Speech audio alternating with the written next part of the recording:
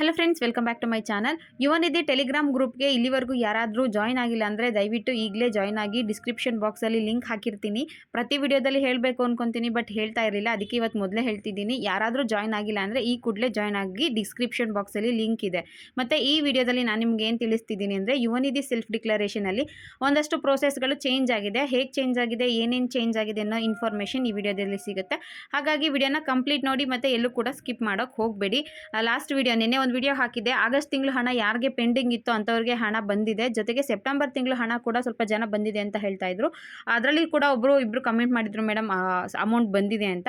Video ನೋಡ್ತಿರೋ ಯಾರಿಗಾದರೂ ನಿನ್ನೆ ಅಥವಾ ಮೊನ್ನೆ ಅಥವಾ ಇವತ್ತು ಅಮೌಂಟ್ ಬಂದಿದ್ರೆ ದಯವಿಟ್ಟು ಕಮೆಂಟ್ ಮಾಡಿ ತಿಳಿಸಿ ಅಮೌಂಟ್ ರಿಸೀವ್ಡ್ ಆಗಿದೆ ಅಂತ. ಜೊತೆಗೆ ಯಾವ ಕಂತಿನ ಹಣ ಬಂದಿದೆ ಅನ್ನೋದನ್ನ ಕೂಡ ತಿಳಿಸಿ.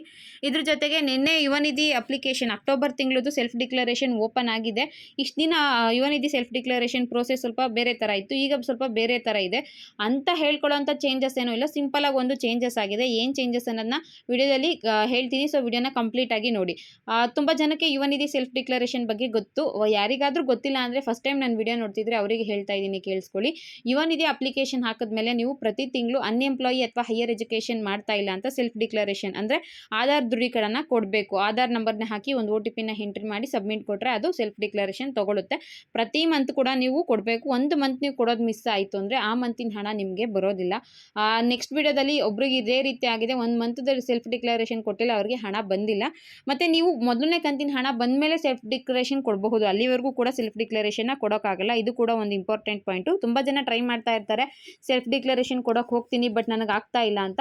ಯಾಕೆ ಆಗಲ್ಲ ಅಂದರೆ ನಿಮಗೆ ರಿಸಲ್ಟ್ ಬಂದು 180 ಡೇಸ್ ಕಂಪ್ಲೀಟ್ ಆಗಿರಬೇಕು ಮತ್ತು ಮೊದಲನೇ ಇನ್ಸ್ಟಾಲ್ಮೆಂಟ್, ಮೊದಲನೇ ಕಂತಿನ ಹಣ 3,000 ರೂಪಾಯಿ ಬಂದ ಮೇಲೆ ನಿಮಗೆ ಸೆಲ್ಫ್ ಡಿಕ್ಲರೇಷನ್ ಕೊಡೋದಕ್ಕೆ ಆಪ್ಷನ್ ಇರುತ್ತೆ. ನಿಮಗೆ ಡಿಕ್ಲರೇಷನ್ ಕೊಡೋದಕ್ಕೆ ಆಗೋದಿಲ್ಲ. ಈಗ 180 ಡೇಸ್ ಕಂಪ್ಲೀಟ್ ಆಗಿರಬೇಕು. ಜೊತೆಗೆ ಮೊದಲನೇ ಕಂತಿನ ಹಣ 3,000 ರೂಪಾಯಿ ಬಂದ ಮೇಲೆ ಮಾತ್ರ ನೀವು ಕೊಡೋದಕ್ಕೆ ಸಾಧ್ಯ ಆಗುತ್ತೆ. ಇದು ತುಂಬ ಜನ ಡೌಟ್ ಇತ್ತು, ನಾನು ಕ್ಲಿಯರ್ ಮಾಡಿದ್ದೀನಿ ಅನ್ಕೋತೀನಿ. ನೆಕ್ಸ್ಟ್ ಇನ್ನೊಂದು ಡೌಟ್ ಏನಪ್ಪ ಅಂದರೆ, ಮೇಡಮ್ ನಮಗೆ ಮೊದಲನೇ ಕಂತಿನ ಹಣ ಬಂದಿಲ್ಲ, ಆದರೂ ಕೂಡ ಸೆಲ್ಫ್ ಡಿಕ್ಲರೇಷನ್ ತಗೊಂತು ಕೊಡಬಹುದಾ, ಏನಾದರೂ ಪ್ರಾಬ್ಲಮ್ ಆಗುತ್ತಾ ಅಂತ.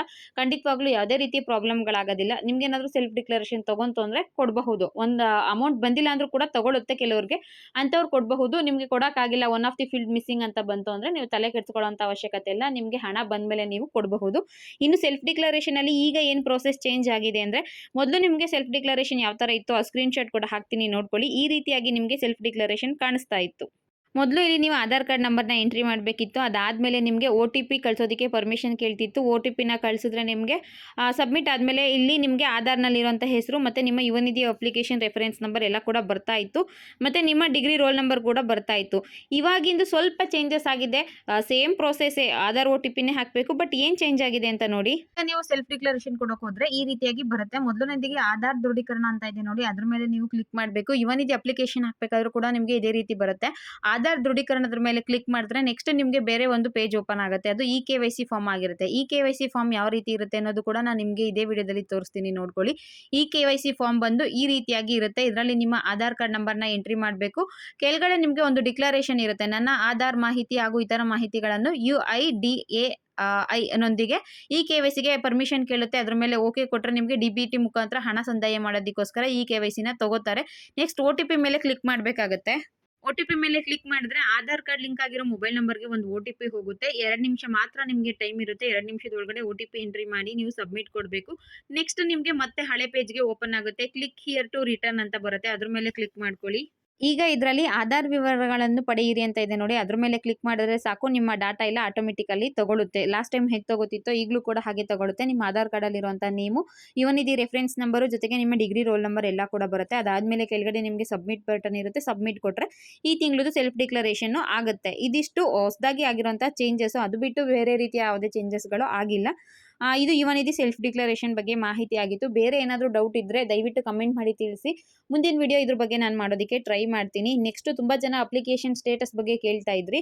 ನಂಗೆ ವಾಟ್ಸಪ್ ಮಾಡಿದ್ರು, ಮೇಡಮ್ ನಮಗೆ ಕೆಲವ್ರಿಗೆ ಹಣ ಬಂದಿದೆ, ನಮ್ಗೆ ಹಣ ಬಂದಿಲ್ವಲ್ಲ ಯಾಕೆ ಅಂತ. ಅದ್ರ ಬಗ್ಗೆ ನೆಕ್ಸ್ಟ್ ವಿಡಿಯೋದಲ್ಲಿ ಇನ್ಫಾರ್ಮ್ ಮಾಡ್ತೀನಿ ಅಂತ ಹೇಳ್ತಾ ಈ ವಿಡಿಯೋನ ಇಲ್ಲಿಗೆ ಮುಗಿಸ್ತಾ ಇದ್ದೀನಿ. ನಾನು ಕೊಟ್ಟಿರೋ ಇನ್ಫಾರ್ಮೇಷನ್ ನಿಮ್ಗೆ ಯೂಸ್ಫುಲ್ ಆಗಿದ್ರೆ ದಯವಿಟ್ಟು ಕಮೆಂಟ್ ಮಾಡಿ, ಮಿಸ್ ಮಾಡದೆ ಲೈಕ್ ಮಾಡಿ, ಶೇರ್ ಮಾಡಿ, ನಿಮ್ಮ ಫ್ರೆಂಡ್ಸ್ಗೆಲ್ಲ ಹೇಳಿ, ಸಬ್ಸ್ಕ್ರೈಬ್ ಮಾಡಿಸಿ. Thank you for watching friends.